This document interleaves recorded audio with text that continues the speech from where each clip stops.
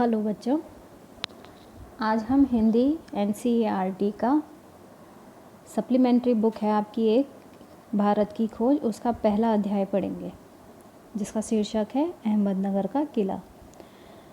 जो भारत की खोज पुस्तक है उसको लिखा है पंडित जवाहरलाल नेहरू जी ने। उन्होंने अपनी ये बुक इंग्लिश में लिखी थी और इंग्लिश में इस बुक का नाम है discovery of India. Discovery of India का ये हिंदी एक्सप्लेनेशन है, भारत की खोज। तो स्टार्ट करते हैं। अहमदनगर का किला। अहमदनगर का किला 13 अप्रैल 1944। यह मेरी 9वीं जेल यात्रा थी। हमें यहाँ आए 20 महीने से भी अधिक समय हो चुका था। जब हम यहाँ पहुँचे तो अंधियारे आकाश में झिलमिलाते दूज के चाँद ने हमारा स्वागत किया। शुक्ल पक्ष शुरू हो चुका था। तब से हर बार जब नया चाँद उगता है तो जैसे मुझे याद दिला जाता है कि मेरे कारावास का 1 महीना और बीत गया। चाँद मेरे बंदी जीवन का स्थायी सहचर रहा है। वह मुझे इस बात की याद दिलाता है कि अंधेरे के बाद उजाला होता है। तो इस पैराग्राफ में पंडित जवाहरलाल नेहरू जी कह रहे हैं कि ये उनकी 9वीं जेल यात्रा थी।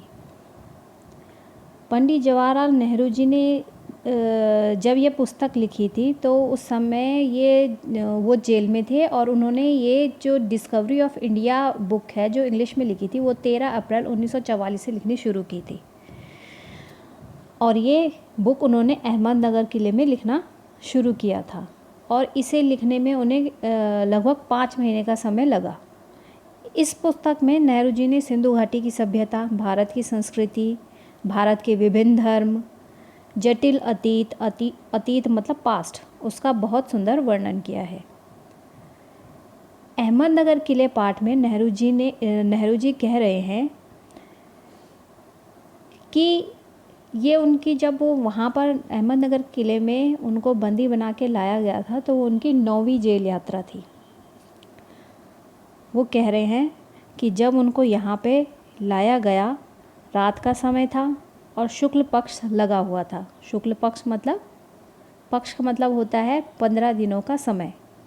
शुक्ल पक्ष बोलते हैं जब चाँद घटता बढ़ता है उस टाइम को बोलते हैं शुक्ल पक्ष। जब चाँद बहुत कम होता है और बढ़ते बढ़ते वो 15 दिनों में फुल मून दिखाई देता है। 2 पक्ष होते हैं, शुक्ल पक्ष और कृष्ण पक्ष। शुक्ल पक्ष में चाँद छोटे से बड़ा होता है 15 दिनों के अंदर। 15वें दिन में चाँद पूरा दिखाई देता है और उस दिन को बोलते हैं पूर्णिमा। और पूर्णिमा के बाद फिर जो 15 दिन होते हैं बाद के, उसमें चाँद घटता है और 30वें दिन बिल्कुल नहीं दिखाई देता और जब नहीं दिखाई देता उसको बोलते हैं अमावस्या। तो पंडित जवाहरलाल नेहरू जी कह रहे हैं कि उनकी 9वीं जेल यात्रा में रात के समय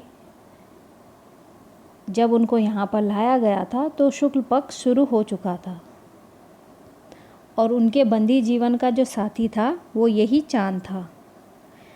उनको यहाँ पे लाए हुए 20 महीने से भी अधिक हो चुके थे। चाँद को देखकर उनको यह प्रेरणा मिलती थी कि यह कठिन समय, जो उनका ये कठिन समय है, वो ज़रूर ख़त्म होगा। अहमदनगर किले का वह कक्ष जहाँ 1942-45 में जवाहरलाल नेहरू जी को रखा गया था, ये वो कमरा है, रूम नंबर 8।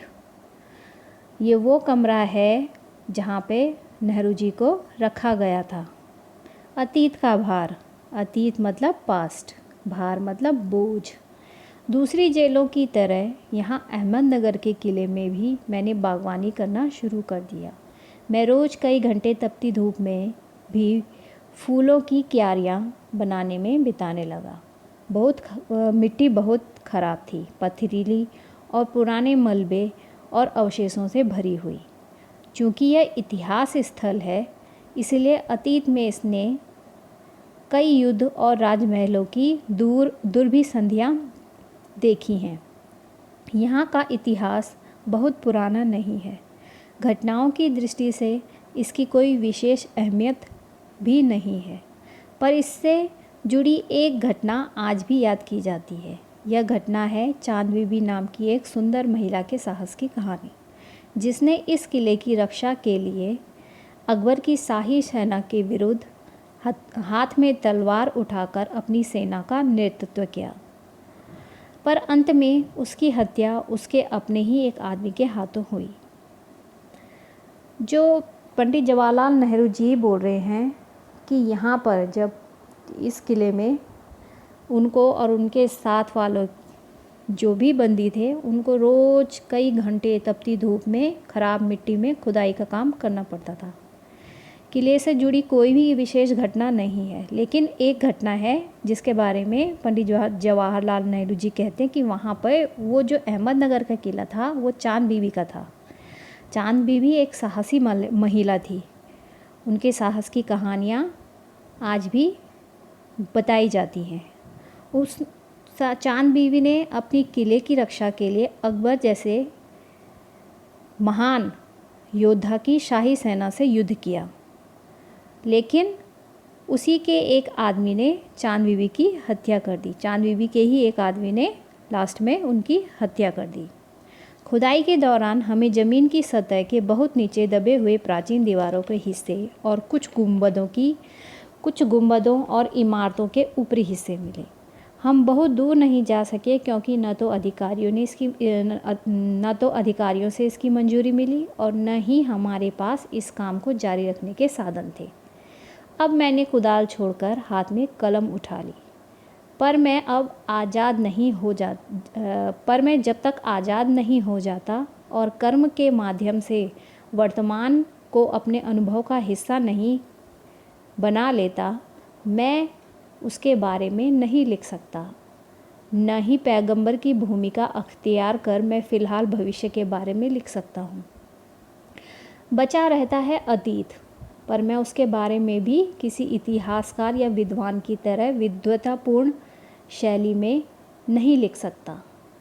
मैं पहले की ही तरह अपने आज के विचारों और क्रियाकलापों के साथ संबंध स्थापित करके ही उसके बारे में कुछ लिख सकता हूँ।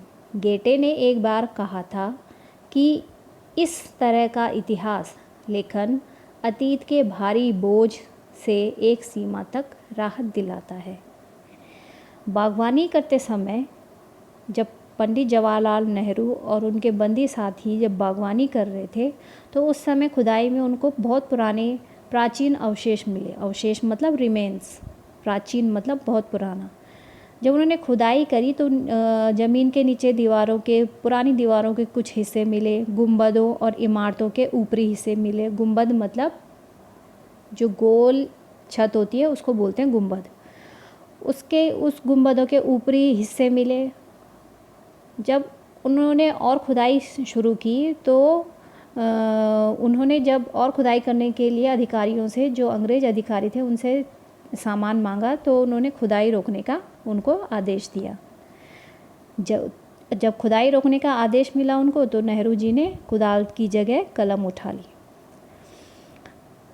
उन्होंने कलम उठा ली। अब कलम तो उन्होंने उठा ली थी, लेकिन उनको ये पता नहीं था कि उनको लिखना क्या है।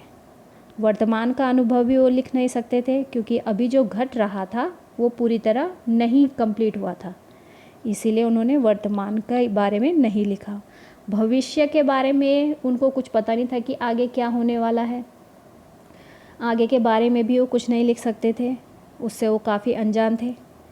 इसलिए उन्होंने सोचा कि वो जो आज के विचार हैं और आज जो सारे दिन भर उन्होंने किया उसके बारे में वो लिखेंगे। जर्मन के एक प्रसिद्ध लेखक रहे हैं गेटे। तो उनका कथन था, उन्होंने कहा था कि इतिहास लेखन अतीत के बोझ से राहत दिलाता है। इतिहास को लिखना अतीत के बोझ से काफ़ी राहत दिलाता है। अतीत का दबाव भला हो या बुरा, दोनों तरह अभिभूत करता है। कभी कभी यह दबाव दम घोंटू होता है, ख़ास तौर पर उन लोगों के लिए जिनकी जड़ें बहुत पुरानी सभ्यताओं में होती हैं, मसलन भारत और चीन की सभ्यताएं। दबाव मतलब प्रेशर।